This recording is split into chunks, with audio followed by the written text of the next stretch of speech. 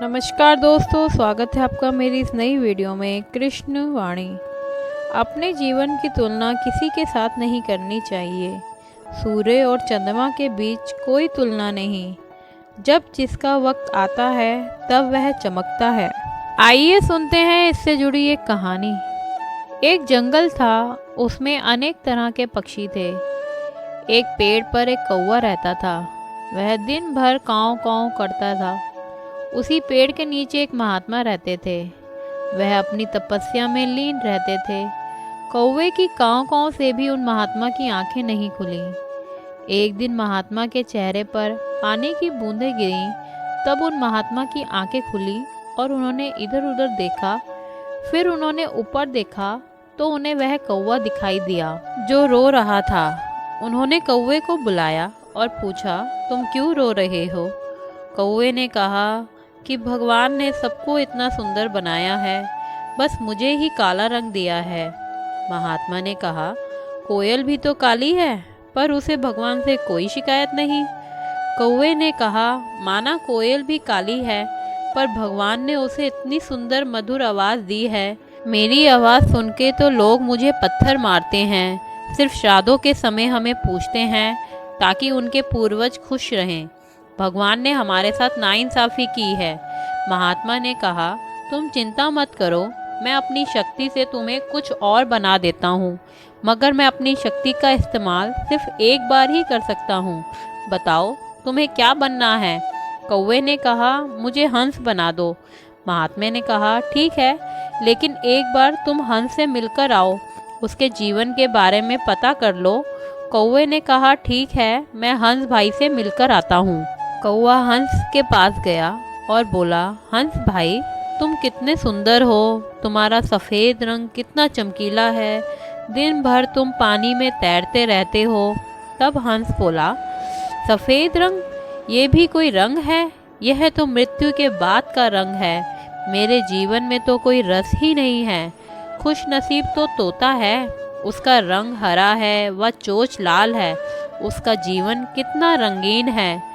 कौवा बोला, अच्छा, चलो मैं तोता भाई से मिलकर आता हूँ।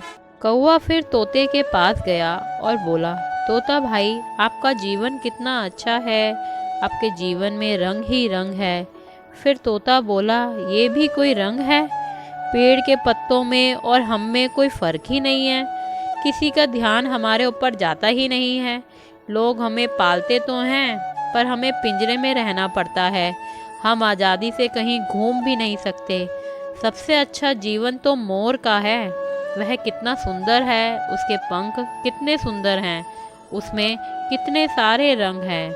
कौवा बोला, अच्छा, चलो मैं मोर भाई से मिलकर आता हूँ। कौवा फिर मोर के पास पहुँचा और बोला, मोर, तुम कितने भाग्यशाली हो। लोग तुम्हें देखने के लिए आते हैं, तुम्हें देखकर खुश होते हैं। मोर बोला, मेरी सुंदरता ही मेरे लिए अभिशाप है।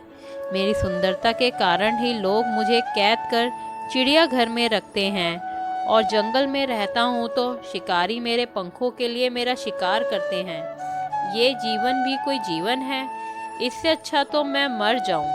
क्या तुम्हारा जीवन भी अच्छा नहीं है? तो किसका जीवन अच्छा है? तब मोर बोला, तुम्हारा, क्योंकि ना तुम्हें जान का खतरा है, ना पिंजरे में रहने का डर। तेरा ही जीवन अच्छा है। कौवे को तो समझ आ गया कि आज तक भगवान को वह कोसता रहा, लेकिन कई जीव जंतु के जीवन से उसका जीवन बेहतर है। कौवे ने महात्मा जी के पास गया और सारी बातें बताईं। महात्मा ने कहा, अब तुम्हें समझ आया कि अपने जीवन की तुलना किसी से नहीं करते।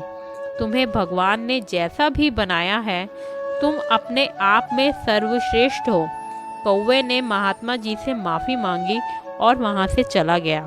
दोस्तों, इस कहानी से हमें यह सीख मिलती है कि हमें अपने जीवन की तुलना किसी से नहीं करनी चाहिए। भगवान ने हमें जो दिया है, जैसा भी बनाया है, उसके लिए उन्हें हमेशा धन्यवाद करना चाहिए। आशा है आपको हमारी इस वीडियो से कुछ सीख मिली होगी। धन्यवाद। जय श्री कृष्ण। हमारी इस वीडियो को पसंद कीजिए, और हमारे चैनल को सब्सक्राइब कीजिए, लाइक, शेयर, कमेंट कीजिए। उस तरह की और वीडियो देखने के लिए बेल आइकन को दबाइए।